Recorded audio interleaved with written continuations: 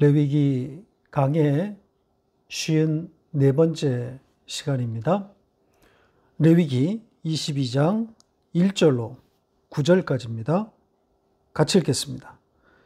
여호와께서 모세에게 말씀하여 이르시되 아론과 그의 아들들에게 말하여 그들로 이스라엘 자손이 내게 드리는 그 성물에 대하여 스스로 구별하여 내 성호를 욕되게 함이 없게 하라. 나는 여호와니라. 그들에게 이르라. 누구든지 내 자손 중에 대대로 그의 몸이 부정하면서도 이스라엘 자손이 구별하여 여호와께 드리는 성물에 가까이 하는 자는 내 앞에서 끊어지리라. 나는 여호와니라. 아론의 자손 중 나병 환자나 유출병자는 그가 정결하기 전에는 그 성물을 먹지 말 것이요 시체의 부정에 접촉된 자나 설정한 자나 무릇 사람을 부정하게 하는 벌레에 접촉된 모든 사람과 무슨 부정이든지 사람을 더럽힐 만한 것에게 접촉된 자, 곧 이런 것에 접촉된 자는 저녁까지 부정하니 그의 몸을 물로 씻지 아니하면 그 성물을 먹지 못할지며 해질 때에야 정하리니 그 후에야 그 성물을 먹을 것이니라. 이는 자기의 음식이 됨이니라. 시체나 찢겨 죽은 짐승을 먹음으로 자기를 더럽히지 말라. 나는 여호와니라. 그들은 내 명령을 지킬 것이니라. 그것을 속되게 하면 그로 말미암아 죄를 짓고 그 가운데서 죽을까 하노라. 나는 그들을 거룩하게 하는 여호와이니라. 아멘. 22장으로 넘어왔습니다. 역시 말씀하셨다 이렇게 시작하고 있습니다.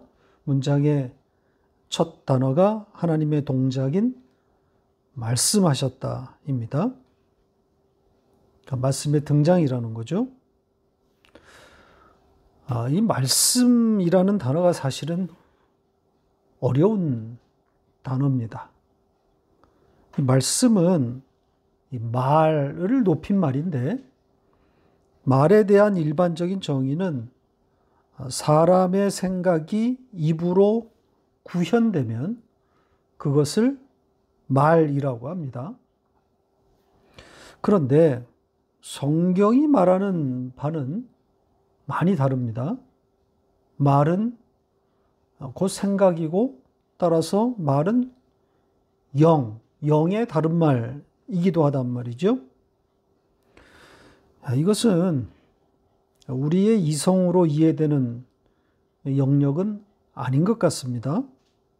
말과 영이 어떻게 같은 선상에 놓인 개념인지 우리로서는 알기 어렵습니다. 그리고 그 말, 그 영이 예수 그리스도와 연결되는데 그것도 설명할 길이 없습니다. 그 말이 곧 하나님이요 예수 그리스도라고 하지 않습니까? 자, 유명한 요한복음 1장 1절을 보겠습니다. 같이 읽겠습니다. 태초에 말씀이 계시니라. 이 말씀이 하나님과 함께 계셨으니 이 말씀은 곧 하나님이시니라. 자, 여기에 말씀으로 번역된 단어가 로고스입니다. 그리고 그 로고스, 그 말씀은 곧 하나님이시고 그리고 그 하나님은 예수 그리스도라고 말한단 말이죠. 이 성경의 논리에 의하면 오늘 본문 레위기 22장의 첫 단어인 말씀하셨다. 이것은 예수 그리스도의 등장이라고 해도 틀린 말이 아닐 겁니다.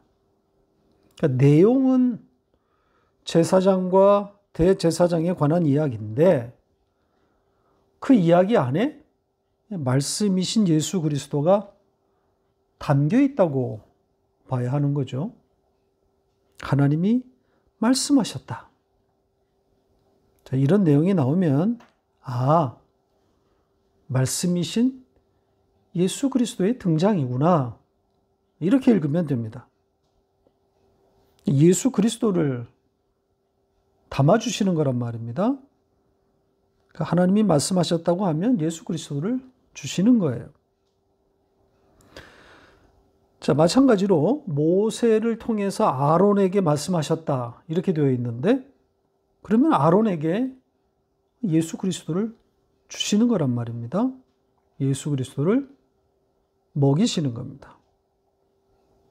그러니까 성경을 이렇게 읽으면 여러분의 해석 능력이 훨씬 높아질 겁니다. 하나님이 말씀하시면 그건 예수 그리스도를 주신 것이다. 이렇게 읽게 되는 거죠. 따라서 하나님의 말씀은 또 그걸 기록한 성경은 바로 그리스도에 관한 것, 그리스도에 관한 책이 되는 거죠. 자, 누가복음 24장 27절 같이 읽겠습니다. 이에 모세와 모든 선지자의 글로 시작하여 모든 성경에 쓴 바 자기에 관한 것을 자세히 설명하시니라. 예수님이 하신 말씀입니다. 모든 성경이 자기에 관한 것이라고 말하고 있습니다. 성경 해석의 대원칙이라고 할 수 있는 내용입니다. 저는 이 말씀에 따라서 또 이 원칙에 의해서 성경을 읽고 지금 있는 중입니다. 그랬더니 그렇게 성경을 읽다 보니 새로운 세계가 열린 거고요. 정말 그렇게 읽어지더라는 거죠. 그분의 이야기인 겁니다. 따라서 오늘 본문의 제사장 이야기도 당연히 누구의 이야기가 되겠습니까? 예수 그리스도의 이야기인 거죠. 그 거룩한 분, 거룩이신 예수 그리스도를 말하고 있는 내용입니다. 이제 어떻게 그 말씀, 그 예수 그리스도가 오늘 본문에 담겨 있는지 살펴보도록 하겠습니다. 특히 2절과 3절을 좀 자세히 살펴보려고 합니다. 우리가 가지고 있는 성경이 어떻게 예수 그리스도를 보지 못하게 했는지를 보려고 합니다. 마치 의도적으로 그 말씀, 그 예수 그리스도를 숨기려고 한 것처럼 보이는 어처구니 없는 번역이기 때문입니다. 자, 우선 2절과 3절에 각각 성물, 이런 단어가 등장하고 있습니다. 거룩한 것이다, 이런 거죠. 자, 이 단어와 엮여 있는 그런 그 내용들, 그 전체가 지금 뒤죽박죽입니다. 엉터리입니다. 어떻게 왜곡되어 있는지 좀 하나하나 들여다보겠습니다. 자, 우선 2절에 그 성물에 관해서 어떤 내용이 엮여 있습니까? 어떤 내용이죠? 다시 보시죠. 이스라엘이 하나님께 바치는 성물이다. 이렇게 되어 있는 거죠. 3절도 같습니다. 보시죠. 이스라엘 자손이 구별하여 여호와께 드리는 바치는 성물, 이렇게 되어 있습니다. 그러니까 전부 성물을 바치는 주체가 이스라엘 백성입니다.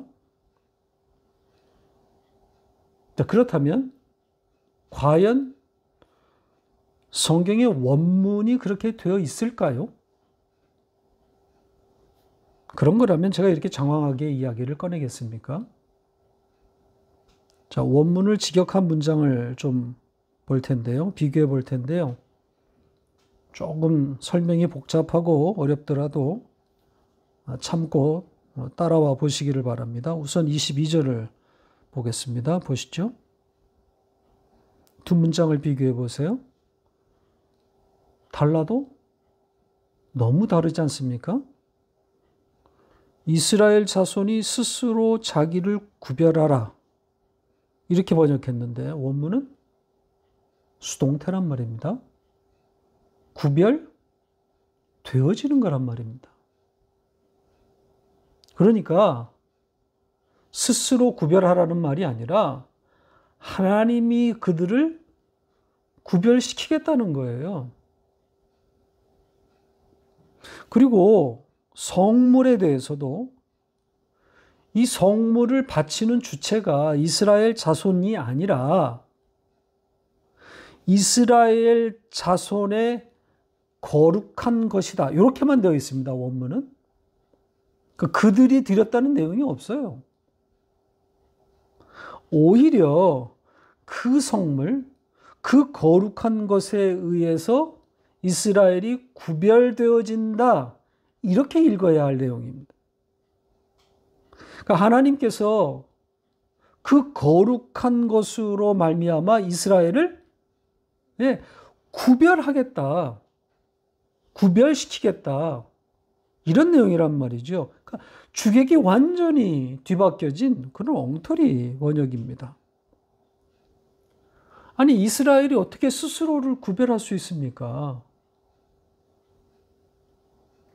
여기 이 구별이란 단어는 성별, 거룩한 구별이란 그런 뜻입니다. 그러니까 거룩과 직결된 단어예요. 인간이 어떻게 스스로를 그렇게 거룩하게 만든다는 겁니까? 그러니까 이 번역에 따르면 자기 자신을 거룩하게 해서 성물을 가져 나오라. 이런 이야기가 되는 것인데 헌금이나 열심을 내라는 그런 교훈으로 사용하기 아주 적합하게 되어 있습니다.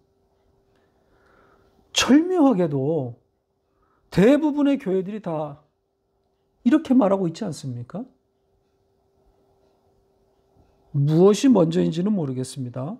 엉터리 번역이 교회에 영향을 준 것인지 아니면 교회의 현실이 이런 엉터리 번역이 나오는 환경이 된 것인지 잘 모르겠습니다.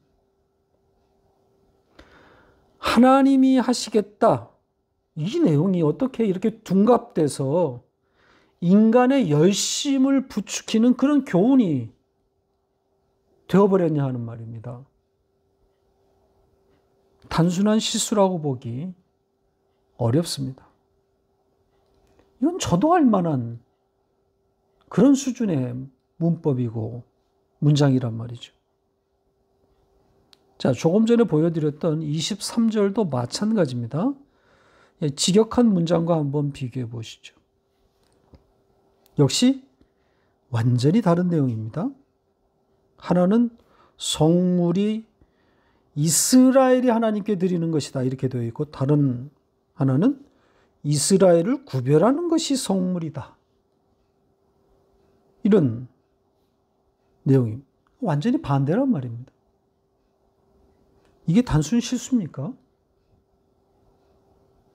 성경 원문은 그 성물, 그 거룩한 것이 이스라엘 자손을 구별한다고 되어 있습니다. 그러니까 그 거룩한 것에 의해서 이스라엘이 구별되어지는 거, 거룩해지는 거예요. 우리더러 구별하라고, 우리더러 거룩하라고 말한 적이 없습니다.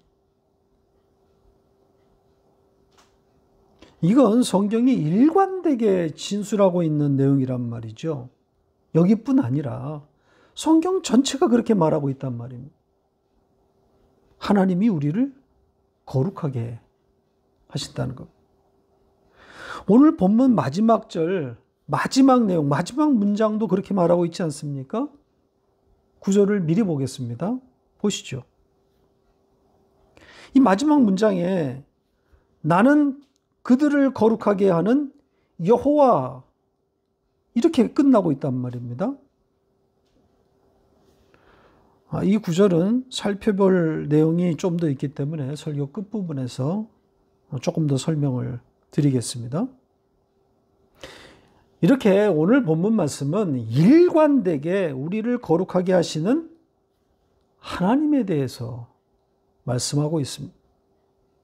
그 성물, 그 거룩한 것을 통해 하나님이 우리를 거룩하게 하신다는 그런 내용입니다. 자, 그렇다면 그 성물, 이스라엘을 거룩하게 하는, 우리를 거룩하게 하는 그 거룩한 것이 무엇이겠습니까? 이건 어렵지 않죠. 다른 것이 있을 수가 없어요.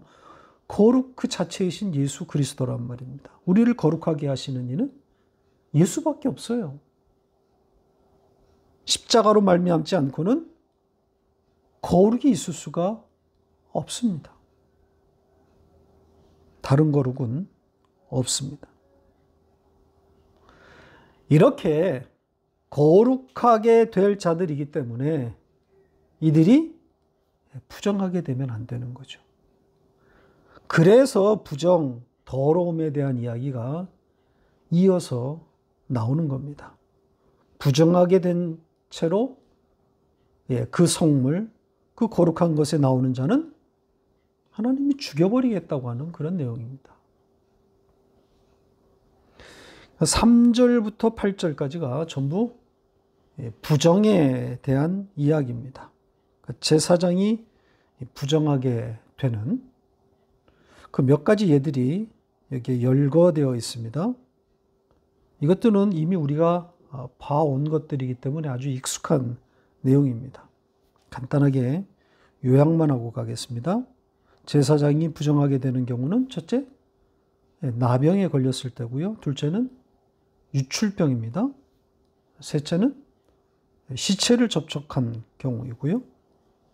그리고 넷째는 설정한 자라고 그랬습니다. 원뜻은 누워서 씨를 주다. 이렇게 되어 있습니다. 그러니까 받을 수 없는 자에게 자기의 씨를 준다. 이런 뜻입니다. 다섯째는 부정한 벌레에 접촉한 경우입니다.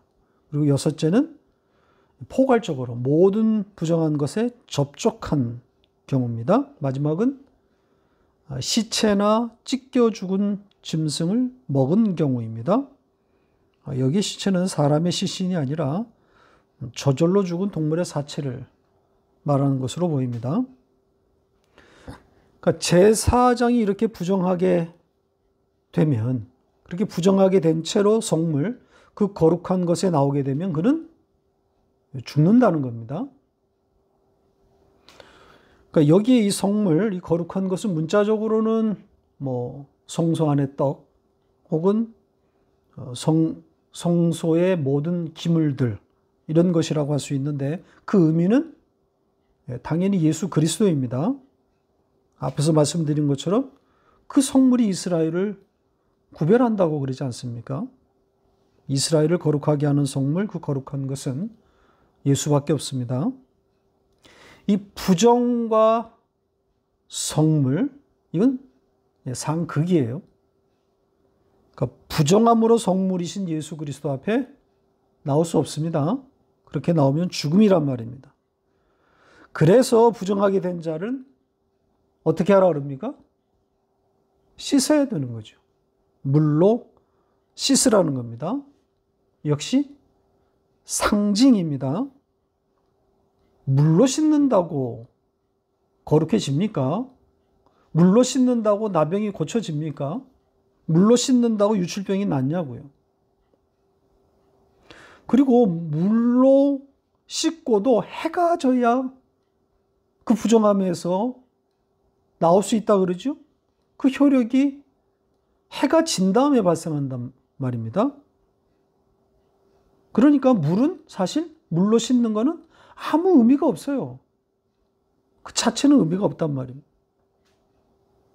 마치 세례 행위 그 자체가 의미 없음과 같은 거죠. 그러니까 물로 씻음이 갖는 상징이 중요한 거란 말입니다. 뭘 담고 있는 거겠어요? 어린 양의 피로 씻는 거예요. 그러니까 이 물로 씻는 행위에다가 예, 그 어린 양의 피를 담아 놓은 겁니다. 다른 것으로는 이 부정함을 씻을 방법이 없단 말입니다. 예수 그리스도의 죽음을 고스란히 담고 있는 겁니다. 그러니까 십자가로 말미암지 않고는 거룩에 나아갈 수 없습니다. 어린 양의 피가 개입되어야만 거룩이란 말입니다. 자, 이제 마지막 절에 도달했습니다. 이 마지막 절에 좀 살펴볼 내용이 있다 그랬죠. 우선 첫 문장을 보겠습니다. 그들은 내 명령을 지킬 것이니라, 이렇게 되어 있습니다. 문맥상 좀 뜨악한 내용입니다. 뭐 언뜻 보면 앞의 내용을 강조한 것처럼 보입니다. 앞에서 말한 것들을 잘 지키라고 재차 강조한 것 같습니다. 자, 그런데 그 앞에 나온 내용들이 명령이 아니란 말입니다. 그 명령문으로 지금 번역이 되어서 그렇지 실제로는 전부 명령문이 아니에요. 다 미완료 평서문들입니다. 그러니까 그렇게 될 것이다, 이렇게 되어 있습니다. 우리더러 잘 지켜내라고 하는 그런 말이 아니란 말입니다. 그게 아니라 내가 그렇게 만들 것이다, 그런 문장들이. 따라서 이 9절의 이 명령이라고 하는 단어 선택이 옳지 않습니다. 앞에서 명령한 것이 없는데 명령이란 단어가 나올 수가 없는 건 아니겠습니까? 자, 이 단어, 이 명령으로 번역된 이 단어를 살펴보면 제한의 장소, 혹은 뭐 옥, 감옥, 이런 뜻입니다. 그리고 그 어원을 살펴보면 지키다, 지키다라는 뜻을 가지고 샤마로에서 온 단어입니다. 그러니까 간직하다, 뭐 유지하다, 붙들다, 이 뜻에서 온 거죠. 자, 이 단어가 쓰인 문장, 한 문장을 좀 보고 가겠습니다. 창세기 40장 3절 같이 읽겠습니다. 그들을 친위 대장의 집 안에 있는 옥에 가두니 곧 요셉이 갇힌 곳이라. 요셉이 보디발의 아내로 인해서 옥살이를 하게 되었을 때 바로 그 이야기에 나오는 내용입니다. 여기 옥, 감옥으로 번역되었죠. 오늘 본문의 이 명령으로 번역된 단어가 바로 이 단어, 같은 단어입니다. 그래서 킹 제임스 버전에서는 charge, 이 단어를, charge라는 단어를 썼습니다. 벌, 처분이라는 거죠. 저더러 단어를 선택하라고 하면 명령이 아니라 말씀이라고 하고 싶습니다. 간직해야 할 것, 붙들어야 할 것, 그런 말입니다. 조금 전에 제가 말씀드렸지만 이 단어의 어원이 되는 단어가 바로 샤마르라 그러지 않았습니까? 지키다, 유지하다, 붙들다. 그러니까 이 문장이 어떤 뜻이 되는 거겠습니까? 그들은 나의 말씀을 간직하게 될 것이다, 이렇게 되는 거죠. 그들은 나의 말을 유지하게, 붙들게 될 것이다. 이 문장도 명령문이 아닙니다. 그들은 나의 명령을 지킬 것이니라, 이게 아니라 그들은 나의 말씀을 간직하게 될 것이다. 킹 제임스 번역이 그런대로 잘된 번역입니다. 한번 보시죠. 보시는 것처럼 shall keep, 이렇게 되어 있습니다. 말하는 자의 의지를 담아서 이 shall이라고 하는 조동사를 사용했단 말이죠. 그러니까 그들은 나의 말씀을 간직하게 될 것이다. 그러니까 하나님의 의지를 담았단 말이죠. 그러니까 하나님의 말씀을 잘 지켜 행해라, 이런 말이 아닙니다. 그런 뜻이 아닙니다. 그게 아니라 하나님이 하신 말씀, 즉 앞에서 하신 말씀들을 마음에 잘 간직하게 될 것이다. 하나님이 그렇게 하시겠다는 거죠. 그렇게 끌고 가시겠다는 거죠. 그렇게 만들겠다는 겁니다. 자, 여기서 조금 좀 우리가 생각하고 싶은 내용이, 그러면 성경이 계속해서 하나님의 열심, 하나님의 하시는 일을 말하고 있으니까 인간은, 우리는 아무것도 하지 않아도 된다, 이걸 지지하고 있는 걸까요? 복음을 안다고 하면서 이렇게 흘러가는 사람들이 있단 말이죠. 어차피 하나님이 하실 것이니까 내 노력은 필요 없다, 이렇게 나가면 안 되는 거죠. 그러니까 이들은 인간의 의지, 인간의 노력을 전면 부정하기도 합니다. 로봇 같은 기계 같은 거죠. 그래서 아무런 노력을 하지 않아도 책임이 없다고 그런 논리를 피기도 합니다. 자기가 해야 할 역할과 책임에 대해서도 다 회피하게 되는 겁니다. 자, 이런 사람들에게서 이 묵시 가운데 예정과 선택을 입었으니까 이 땅에서의 삶의 의미는 없다, 의미 없다, 이런 또 논리가 발견되기도 합니다. 묵시를 알았는데 무슨 이 땅의 삶의 의미가 있겠는가? 완성되었는데. 그러니까 자신이 묵시 가운데서 구원받았다는 것을 확신하게 되었으니까 열심도 필요 없고, 따라서 삶도 의미가 없다는 겁니다. 묵시와 역사를 혼동하고 있는 겁니다. 묵시만 필요할 것 같으면 하나님이 굳이 당신의 백성들을 이 역사 가운데 보내실 이유가 있겠습니까? 아니, 역사 가운데 당신의 백성들을 보내셨을 때는 뭔가 살아야 할 이유가 있는 거 아니겠습니까? 묵시만 있고 역사가 없다면 성령이 이 역사 가운데 임하실 이유도 없는 거 아니겠습니까?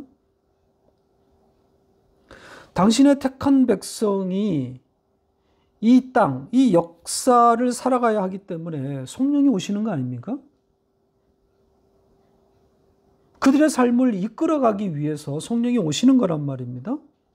그 고단한 삶에서 예수를 받아 먹게 하기 위해서 성령이 오신 것 아닙니까? 그렇게 성령이 개입하는 삶, 이 역사 가운데서 때로는 선한 싸움과 헌신과 분투도 있게 되는 것이고, 물론 때로는 바닥을 치는, 죽고 또 죽는 삶이 있기도 하는 겁니다. 그런데 성령이 개입하는 삶인데 매일 주구장창 바닥만 그렇게 치고 있는 것도 이상한 것 아닙니까? 죽고 또 죽는 것이 어쩔 수 없는 우리의 일상이기는 하지만 거기서 살아났음도 함께 배우는 거란 말입니다. 그래서 천국의 기쁨이 있는 거고요. 그렇게 살아났음을 알게 되었을 때, 그걸 보게 되었을 때 거기서 찬송과 또 분투의 삶이 동반되는 것, 이게 자연스러운 거 아닙니까? 죄를 자각하는 그 죽음과 함께 거기서 살아난 자로서의 기쁨과 찬송, 그리고 분투와 헌신도 나타나는 것이 옳은 겁니다. 하나님의 열심, 우리 가운데서 하나님이 하신 일을 알아가는 것이 신앙생활의 근간이고, 그러므로 예수 그리스도를 받아먹는 양육이 신앙생활의 전부이지만, 그렇다고 나는 아무것도 하지 않아도 된다, 이 논리는 궤변입니다. 과연 성령이 그 안에서 일하고 있는지 의심스러울 수밖에 없습니다. 자, 다시 9절로 돌아와서 그 다음 문장을 설명하고 마치겠습니다. 자, 그렇게 하나님이 하신 말씀을 마음에 간직하게 되면 어떤 결과가 있는지를 그 이어진 문장이 말하고 있습니다. 첫째는 죄를 갖지 않을 것이고, 둘째는 죽지 않는다, 이렇게 말하고 있습니다. 자, 우리 번역이 이상하게 되어 있는데 자세히 다루지는 않겠습니다. 죄를 짓고 죽을까 하노라, 이렇게 번역했죠. 그게 아니라 죄를 갖지 않고 죽지도 않을 것이다, 이게 원뜻입니다. 당연하지 않습니까? 하나님이 하신 말씀을 마음에 간직하게 되는 것이니까, 그렇게 되면 죄를 갖지 않는 것이고, 따라서 죽지 않는 거란 말입니다.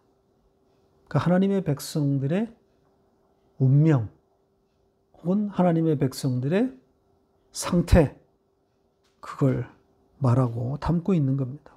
하나님이 그렇게 만들어 가시겠다는 겁니다.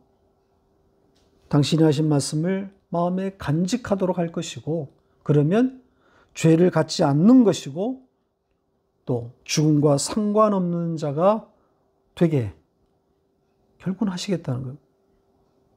그게 바로 성물이신 예수 그리스도로 말미암은 거룩입니다. 우리를 거룩한 자로 만드시겠다는 거죠. 그래서 마지막 문장이 아까 말씀드린 것처럼 나는 그들을 거룩하게 하는 여호와, 이렇게 마치고 있는 겁니다. 우리를 거룩하게 하시는 분은 하나님이시다. 내가 할 거야. 내가 만든다니까. 하나님의 의지, 하나님의 열심, 영적 전쟁을 의미하는 겁니다. 말씀을 맺겠습니다. 유한한 인간이 묵시와 이 역사, 묵시와 역사의 그 상관관계, 그 내용을 다 이해할 수는 없습니다. 따라서 설명도 제한적일 수밖에 없는 거죠. 신학교에서는 이 묵시에 대해서 잘 가르치지 않습니다. 그리고 간혹 이야기한다고 할지라도 이 선제설 같은 것은 거의 이단시합니다. 그러니까 이 어머니의 자궁에서 인생이 시작된다, 이렇게 말합니다. 그러니까 그 전에는 존재하지 않았다는 거죠. 그러면서도 또 예정과 선택에 대해서는 인정한다 그래요. 그러니까 그 어머니의 태 속에서 시작되었을 그때를 기준으로 예정과 선택이다, 이렇게 절충을 하고 있는 거죠. 아니, 성경이 창세전 예정과 선택을 말하고 있는데, 그러면 창세전 그 묵시의 세계에 존재하지 않았다면 어떻게 창세전 예정과 선택이 있을 수 있는 거죠? 그게 논리적으로 말이 됩니까? 여기 이 창세전이라고 하는 이 단어는 인생의 시작을 말하는 단어가 아닙니다. 창세전은 우주의 기원, 아니 그 전, 최초를 말하는 거예요. 우리의 시작을 말하는 단어가 아닙니다. 그러니까 예정과 선택이 그때 이루어졌다는 것 아닙니까? 창세전. 그러니까 우리도 그때 거기 있어야 맞는 거 아닙니까? 이게 논리적으로 맞는 거 아니겠어요? 그러니까 이해가 되는 내용은 아니나 논리적으로 그렇다는. 그러니까 우리가 다시 이제 그 묵시의 세계, 그 하나님을 대면하게 될 때 돌아가는 거죠. 그때 되면 다 알게 되는 일이겠지만, 자, 아무튼 우리의 구원은 창세 전에, 모든 것이 시작되기 전에 이미 이루어진 것임을 성경이 진술하고 있습니다. 그래서 우리는 예수를 믿어서 구원받는 게 아니라 구원받아서 예수를 믿는 것이다. 이렇게 말하게 되는 거죠. 그러니까 예수를 믿어 구원이 아니라 구원을 받았기에 예수를 믿게 된다. 그러니까 예정에 따라서 구원받은 자들은 역사 속에서 예수를 믿게 되는 것이고, 그래서 그 예수와 연합되고, 그리고 그 예수와 연합된 채로 그 예수를 받아먹는 양육을 마치고 완성되어서 하나님의 백성으로 완성되어서 돌아가는 거란 말이에요. 그러므로 남은 우리의 인생을 열심히 살아내면서 그 예수를 매일 받아먹고 완성을 향해서 나아가게 되는 겁니다. 함께 완성될 동무들과 함께 말입니다. 하나님이 그렇게 이끌고 계시는 거죠. 그리고 우리와 같이 택함받은 백성이지만, 하나님의 예정 가운데 있지만 아직 복음을 깨닫지 못하는 그런 사람들을 찾아 전하는, 말씀을 전하는 일도 우리의 삶의 일부라고 하는 것을 놓치지 말아야겠습니다. 전도하는 삶도 우리 삶의 일부라는 사실을 꼭 기억하시고 함께 이 복음을 전하도록 하십시다.